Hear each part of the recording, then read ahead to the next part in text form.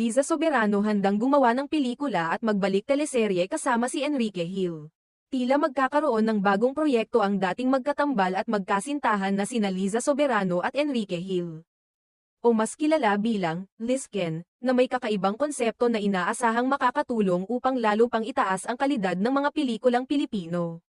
Sa isang panayam na isinagawa ng ABS-CBN News kay Liza, inilahad niya na nag-uusap pa sila ni Enrique ukol sa posibleng proyekto na nais nilang gawin sa hinaharap.